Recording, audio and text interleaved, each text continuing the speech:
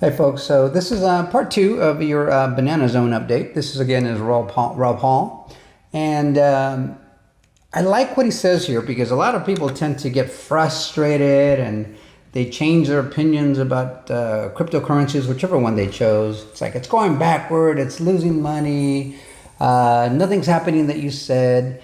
I think that you have the wrong perspective on it because it's happening exactly the way this guy said, and many other chart people, and not just people who like XRP, people who even like Bitcoin or other cryptocurrencies. When they run their charts and they share them there on X and other social media platforms, the charts they're pretty clear. It shows you now. Here he's showing you the different bull runs.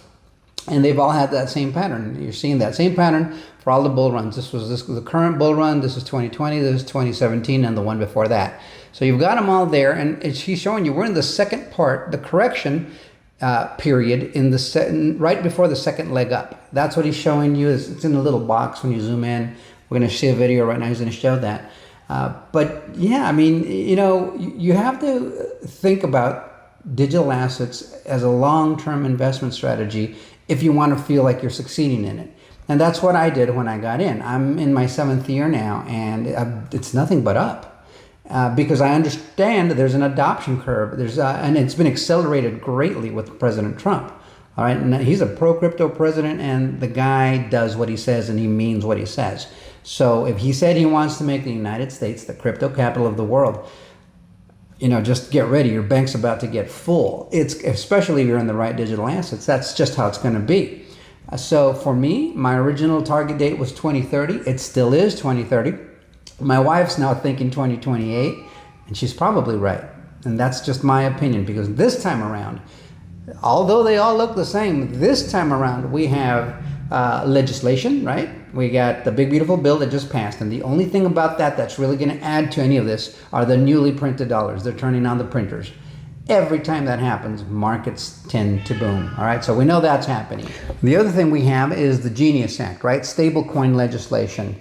And then we have the market clarity bill, right? We want to know exactly what these crypto markets are going to look like, which blockchains belong to where, and what qualifies you as, let's say, a blue chip cryptocurrency. And right now, that list is very short. But some people are guessing there'll be anywhere from 30 to 50 blue chip cryptocurrencies, like your Bitcoin, your XRP, your XLM, your Algo, your HBAR, your Ethereum, your Solana, some of these coins are going to be your blue chips, the ones you've come to know and trust. And so, just depending on how it goes with this stablecoin legislation and market clarity legislation, I think we're going to start to see a real big upswing, because it's going to start Crypto Week, I think, on the 14th of this month. So we got a few days to go, and I think it might take them about a month to iron out the bills and get them passed. And whatever they had intended to put on the big beautiful bill, I think they're going to take another bite out the apple and add it on to these bills and get this thing done. Because we also have ETFs pending, right? We have that. We have ISO 20022 going mandatory in November. I've gone down the list. You understand me. All these positive things are coming to the crypto space. Also, the final and formal end to the SEC Ripple case. Boy, they've made that one drag forever, haven't they? But it's done for all intents and purposes. However, there's nothing like putting a fine point on at the end of it. And they do need to make the formal announcement. So once that happens, that's another positive there. We've also got smart contracts coming in on the XRP ledger. It's nuts how much positive stuff is happening this time around. So this cycle will change greatly moving forward. So although it may still look like those when you compress the cycle, I think this is going to be a much longer cycle for many of those blue chip blockchains. Let me know what you think in the comments. Like, share, subscribe, bookmark. Check out the video. It's about a 2-minute video, but Rob Hall makes some very good points. He's a smart guy. He's been pretty much dead on a lot of things. He's not perfect. Nobody is perfect. But when it comes to his banana zone theory, that does check out. It checks out, and I'll tell you why. Because other chart analysts, they may not call it a banana zone, but they're saying the same exact thing. And when I tell you, I generally follow about 20 to 25 chart analysts pretty closely, and then I probably come across at least 50 of them in general. And I'm always checking to see, you know, what do they have to say? What is their reasoning? What is the logic behind the justification behind what their analysis reads? And it's all positive. It's all positive. There's nothing negative or bearish on the horizon for these digital assets. At least that's what the charts are saying. So let me know what you think in the comments, and we'll see you guys on the next one. This is a good video. Check it out. Cycles. I keep explaining this to you. We're in banana zone. Told it when it started. Started it over here. We had the correction zone. We explained the correction zone. The next thing we're in is this phase 2 of the banana zone before the correction. That's where we are now.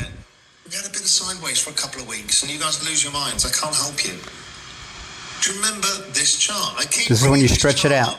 Because you forget it. Immediately you look away and go, well, somebody else said the market's going to get down into tops, and somebody else said my altcoins aren't going. Just look at the chart. Look at the chart. Look at the chart. Look at the business cycle chart. Look at the dollar. It's the same chart. Generally, it gives you all you need to know. And everything else is fucking noise. It repeats, it repeats, it repeats, it repeats. Emotional about noise. I get it. I get emotional too.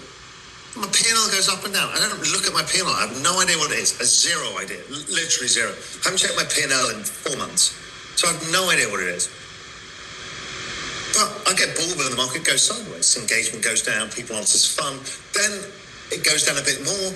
And then people start getting really angry and salty and went banana and this and this and this. Yep. That's kind of a signal like we're towards the end of the thing. Don't let your emotions rule it. These things take time. The people who get really rich in crypto were in the space for a long time. They're not trading it. And you think that some bloke on Twitter who trades stuff is going to answer your questions. No. He's right. Absolutely right. If you just did nothing. But you can't. I've told you this 100 times, and then you come back and go, well, I went down 80%, blah, blah, blah. Just, you need time. Compound returns. Just take time. Did Warren Buffett trade his portfolio? No.